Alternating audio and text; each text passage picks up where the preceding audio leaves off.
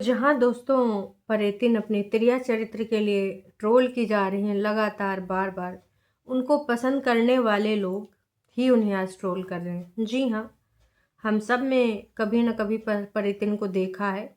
कभी न कभी उनके वीडियो को कोई चीज़ हमें अच्छी लगी तभी उनको देखना शुरू करे थे। लेकिन अभी अभी उन मैडम के हथकंडे देखे हमने सबने, क्या क्या हथकंडे अपना रही हैं और किस लेवल पे जा रही हैं। साम दाम दंड भेद, सारा कुछ अपना के सिर्फ और सिर्फ ना लोगों से भर भर के प्यार खा रही हैं, मतलब लोगों की गालियाँ। जी हाँ, वो एक तरह की गालियाँ ही हैं। जब परेतिन की चीज़ों को लोग पकड़ करके याद दिला रहे हैं, जो प्रीवियस वाली चीज़ें थी और जो करंट वाली होशियारी, दोनों को दिखाया जा रहा है। बहुत सारी चीज़ें हो चुकी हैं। उधर बग्गा बग्गी परेतिन पे भी आएंगे, लेकिन सबसे पहले बग्गा बग्गी के बारे में कुछ बात करनी है।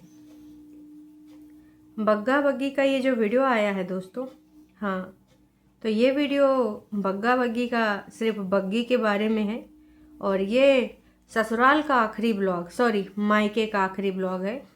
मायके में मेरा लास्ट डे। मम्मी इसलिए खुश हैं, मेरे ससुराल से कोई शिकायत नहीं आई। अरे दैयर दैया, इनके ससुराल से कोई कंप्लेन नहीं आई अभी तक, इसलिए जो है खुश हैं। तो ये टाइटल हमें पता है किसने डाला है। ऑफ कोर्स बग्गे ने डाला है। अपलोड तो बग्गी ने कर दिया, लेकिन यहाँ पर ये सारा कुछ काम किसने किया है? बग्गे ने किया है।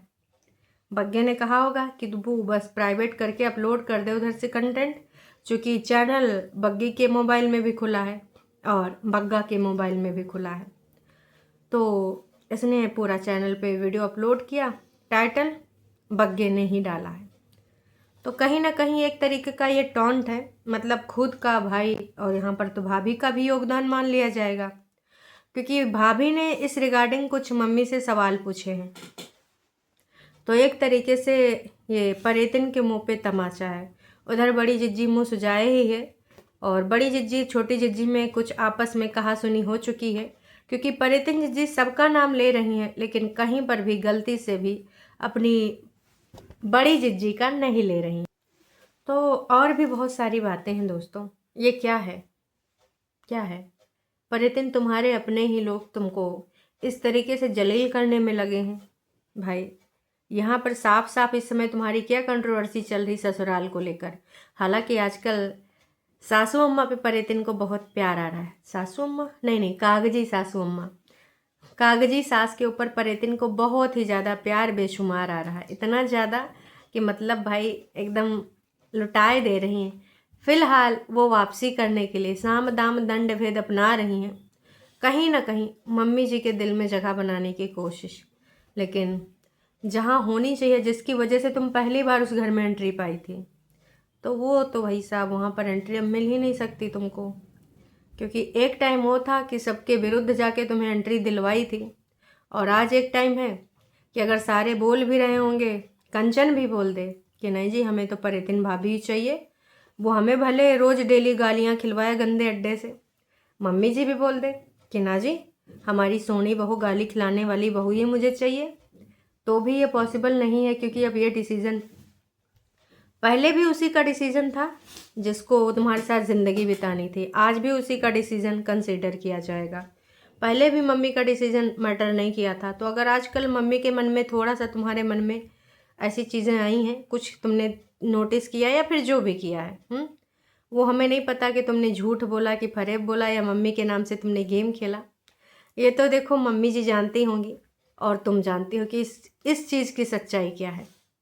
हम सारे जानते हैं, लगातार तुमको हमने देखा है, इतिहास कई बार तुमने दोहराया है, तो इस बार भी हम तुम पर कैसे भरोसा कर लें?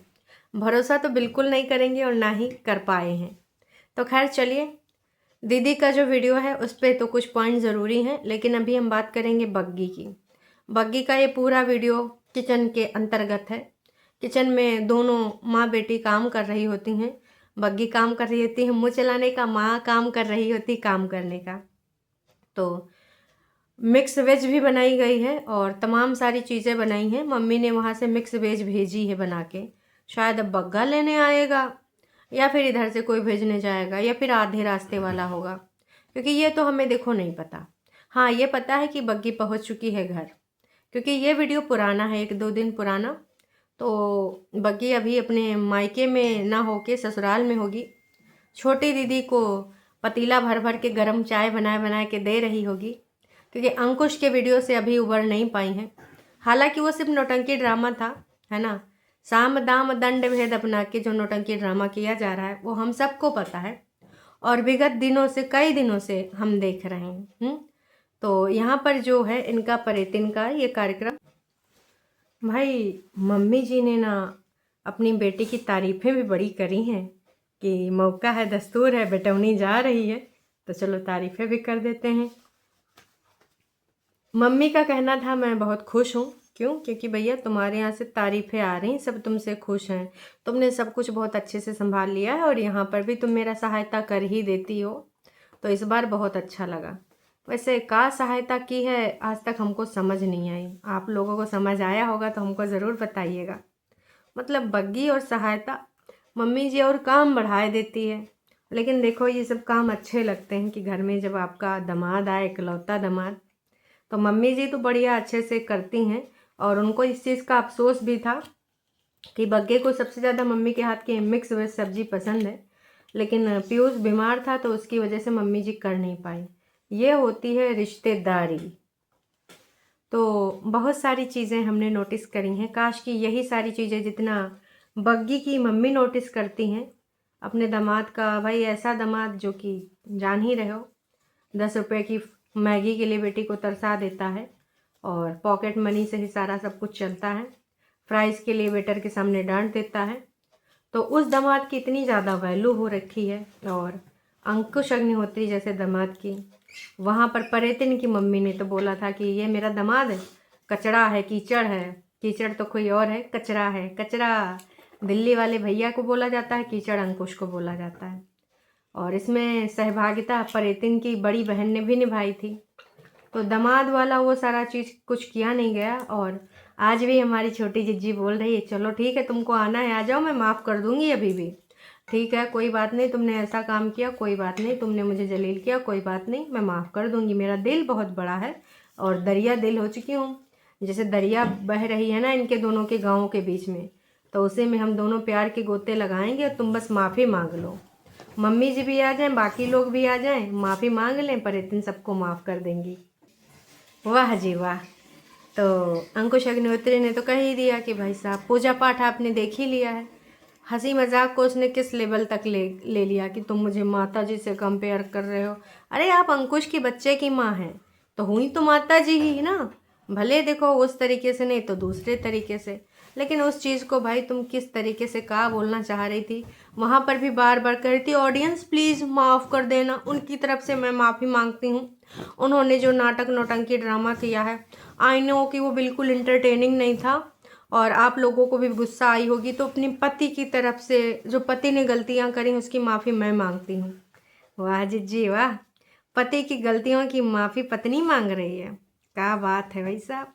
अंकुश देख लो भाई, अभी भी है मौका, दस्तूर, माफ़ी मांगे लो सही माँ हैं। काश की दीदी माफ़ी मांगने के लिए तैयार बैठी है, तुम अगर एक बार माफ़ी मांगोगे ना तो वो सोचेगी कि उसने कुछ गलतियां तो नहीं करी हैं, पर अगर उसके द्वारा कहे शब्द किसी के हृदय में घात पहुंचाए हैं, आघात लगाए हैं, तो मैं भी तुमसे कह दे कि ठीक है देख लो, बाकी मैंने कुछ गलत नहीं किया, क्योंकि आप लोगों ने सिचुएशन ही ऐसी पैदा कर दी थी, है ना।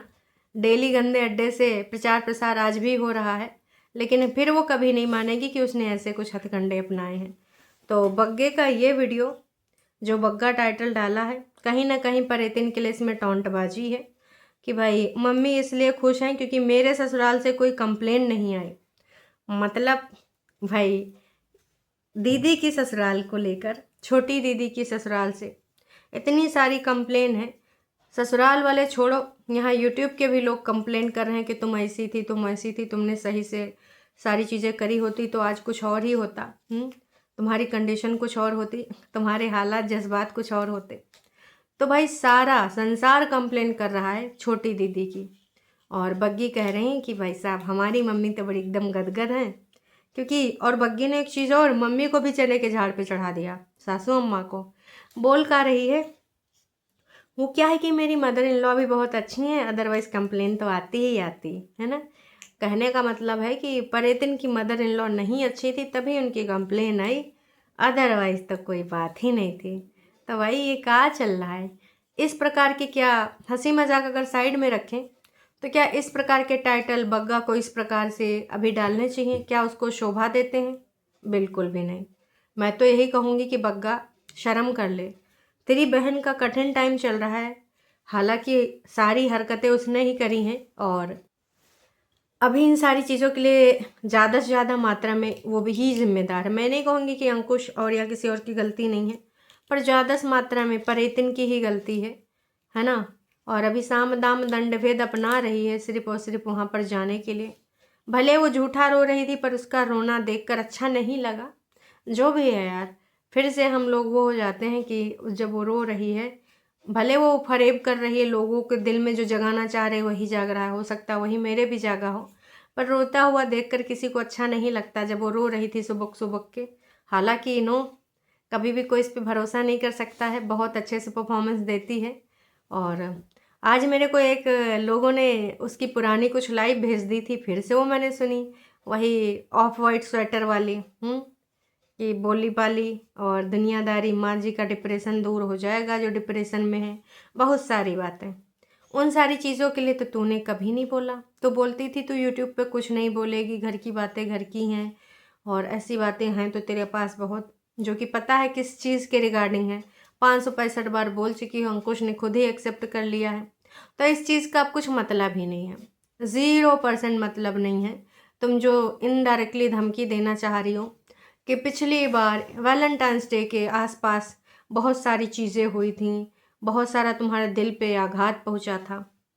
मुझे ये नहीं समझ में आ रहा है कि विगत 3 साल से जब ये नहीं जा रही थी तब इन्होंने एक बार भी क्यों नहीं सोचा कि इनके पति के जीवन में कोई और घंटी बजा सकता है, कोई और एंट्री मार सकता है, जब तुम ना जाना चाह रही हो और ना ही किसी भी तरीके से एंट्री कर रही हो, है ना, किसी तरीकों को किसी को तुम ना शामिल कर रही हो।